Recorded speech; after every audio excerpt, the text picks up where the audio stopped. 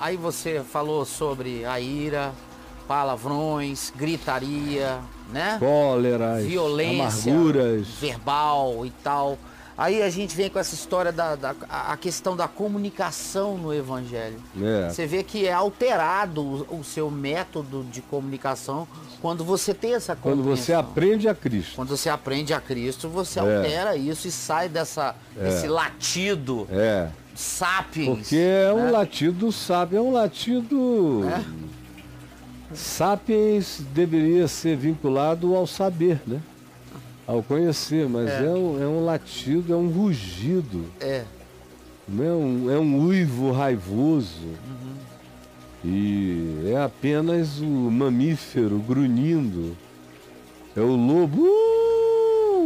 E ainda é bonito do lobo, né? Tem uma melodia. Tem gente aí que, pelo amor de Deus.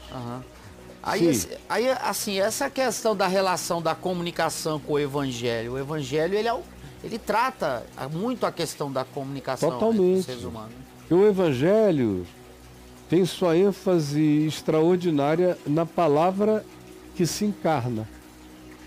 É o verbo que se fez carne.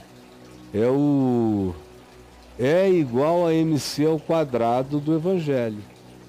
O verbo se fez carne e habitou entre nós. Então, o princípio fundamental do Evangelho é esse. É a palavra se tornar carne, vida, comportamento. Prática. Isso aí é o Evangelho. E se diz que o próprio universo foi criado pela palavra. Foi criado pela evocação da razão de Deus, dando significado ao que poderia vir a existir e veio a existir pela palavra do seu poder. Então toda a prática do Evangelho tem a ver com a palavra que caminha na direção de se encarnar, de se deixar praticar. Por isso, no livro de Provérbios se diz que a palavra boa, a palavra otimista, a palavra da fé, a palavra da esperança, a palavra da sabedoria, a palavra da correção, é medicina para o corpo. Cura. A boa palavra ouvida e processada e praticada cura. Cura a mente, cura os sentimentos, cura as emoções. Ela é terapêutica, a boa palavra cura. Como também se diz que a má palavra, a palavra rancorosa, dura, torpe, tóxica, tem o poder de matar, de ferir, de destruir. Começa fazendo mal àquele que a pronuncia. E tem o poder destrutivo sobre dezenas, centenas, até milhares e milhões de outros. Depende do alcance dessa difusão. Quando você tem uma grande autoridade, mundial, nacional, regional, que só abre a boca para falar idiotice, aquilo ali é uma aula de mau comportamento todo dia. E como diz o Salmo 73, o povo bebe isto a goles, bebe aos sorvos, vai bebendo isso sem sentir. Então, a comunicação do evangélico, o evangelho chega, ele altera todos os níveis da nossa comunicação. Ele altera a comunicação verbal, ele altera a comunicação gestual e comportamental. O jeito de andar. Ele muda até o tom da tua voz, meu amigo. Muda. O volume. Volume. Você falou de gritos? Ele muda os teus gestuais. No Evangelho, o escracho acaba. Eu vou falar amanhã sobre escracho. Escracho? Que é essa chocarrice. Que é o escracho. Esculhambação. Quando você aprende a Cristo, isso se torna incompatível com a tua nova natureza. Sim. Com o novo homem que te habita. Esse novo homem fala diferente, comunica diferente, pratica a ação, que é uma comunicação. Toda ação é uma comunicação. e ela passa a ser positiva, como Jesus ensinou. Não é preciso falar muito ou quase nada. O que grita mesmo é o exemplo. É o teu exemplo é que é o grande grito. Arrasta. Da tua fala humana na existência. É o teu modo de ser, de viver, de tratar, de responder, de não vencer o mal com o mal, mas vencer o mal com o bem. Crer que só a prática do bem anula o mal em nós. Olha aí, que lindo. Isso vai alterando tudo na gente. Então é claro que se alguém diz que conhece o Evangelho, mas a comunicação integral da sua existência não foi alterada, o Evangelho não fez nada nesse indivíduo, não produziu nenhuma boa nova, porque a pessoa que aprendeu a Cristo se torna uma boa nova ambulante. Ambulante.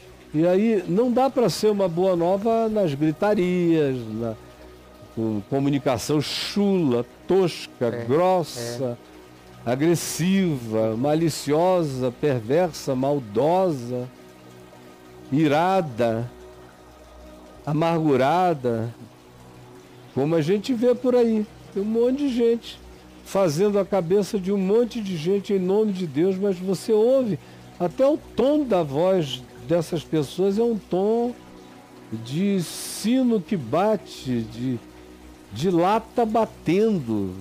Não tem a doçura de Cristo.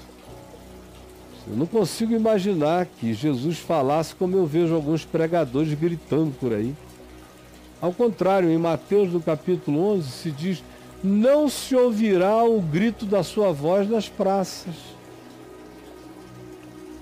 Para se cumprir o profeta Isaías, ele ordenou que não o expusessem à publicidade. Aí tem lá o texto de Mateus 11.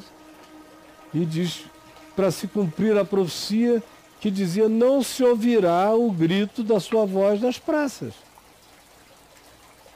Ou seja, onde há evangelho não pode haver um vizinho incomodado com a minha boa nova.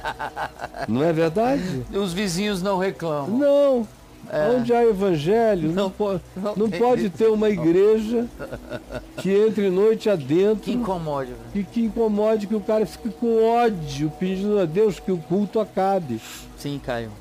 Então começa de coisas tão bobas e tolas e simples assim, se estende a tudo mais. Pessoas cuja voz não... Uma outra pessoa educada não consegue nem ouvir. De tão grotesca, de tão tosca que se torna. Mas e aí? Eu tenho um amigo que ele chamava a polícia para ele é vizinho de uma igreja. Uhum. Lá no condomínio Mansões Entrelagos. Uhum. Vizinho de uma igreja evangélica. Uhum. Ele chamou polícia, ele chamava, né? Agora não tenho mais contato com ele e tal, porque ele acho que mudou. Ele chamava a polícia, ele ia lá bater na porta. Uma gritaria infernal. E aí a igreja fica gritando, orando, que uma boate. Amarrando ele em nome de Jesus. Senhor, amarra esse inimigo. Gente, isso aqui só está acontecendo porque o diabo está furioso. Exatamente, a gente está dando tudo certo pra gente. A gente está irritando ele. Não, irmãos, não é assim não. É isso aí. O evangelho muda toda a nossa comunicação. É isso aí. Se não mudar, o verbo não chegou em ti. Isso mesmo. Porque o verbo tem que chegar, tem que ser aprendido, e aí ele transforma e gera um novo homem. Que não se diz que grita a retidão e a justiça procedentes da verdade, mas se diz que ele anda em retidão e justiça procedentes da verdade. Amém. Tem a ver com andar, não com falar e gritar. Tem a ver com o comportamento, com o modo de ser, com o fruto do ser. Mas e aí? Eu baixei uns 5 decibéis de uns anos. Né? Com certeza. E a minha mulher, ela já volume já fala baixo? Baixo, eu também. Então, olha, eu venho de uma cultura onde todo mundo fala baixo. Uhum.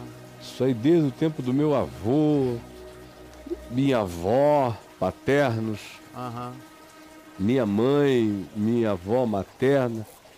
Todo mundo falava baixo. Falar alto era uma coisa inconcebível. As pessoas falavam baixo e cada uma sucedia a outra. Deixa o outro falar. Ninguém atropelava ninguém. Sim, sim. Esperava e dizia assim, com licença, eu queria dizer uma coisa a respeito. E não ficava formal. Tem gente que pensa que fica formal. Informalidade é sair atropelando os outros. No fim, ninguém sabe mais sobre o que se conversou. Porque ninguém conclui nenhum pensamento em lugar nenhum. Todo mundo é atropelado, para lá e para cá. Sim. Então, eu já vinha dessa cultura. Na minha casa, com meu pai e com minha mãe também. Eu nunca ouvi gritaria, nunca vi meu pai gritando. Nem minha mãe gritando, nem ninguém gritando. E se você erguesse a voz mais alta, pare com isso. Fale que aqui ninguém é surdo. E respeite o seu irmão, a sua irmã. Fale. Espere, agora terminou, pode falar. Meu papai e mamãe não abriam mão dessas sequências ordenadas. Às vezes você via uma pessoa se alongando no falar e a outra se calada algum tempo. Você via que ela estava doida para falar, mas ela esperava até o fim. E raciocinava, às vezes ela até ponderava enquanto ouvia e diminuía o que ela ia falar, porque enquanto o outro expôs, ela viu que tinha um monte de coisas que na precipitação ela poderia dizer em contrário e que ouvindo a pessoa até o final ela não precisaria mais dizer. Poderia ter reduzir tudo a uma coisa, a duas ou a nada até. Às vezes você ia falando o que você queria dizer. Não, eu ouvi ele até o fim, a explicação dele é bastante, me convenceu. Isso mesmo. Então melhor, né, cara? Pelo amor de Deus.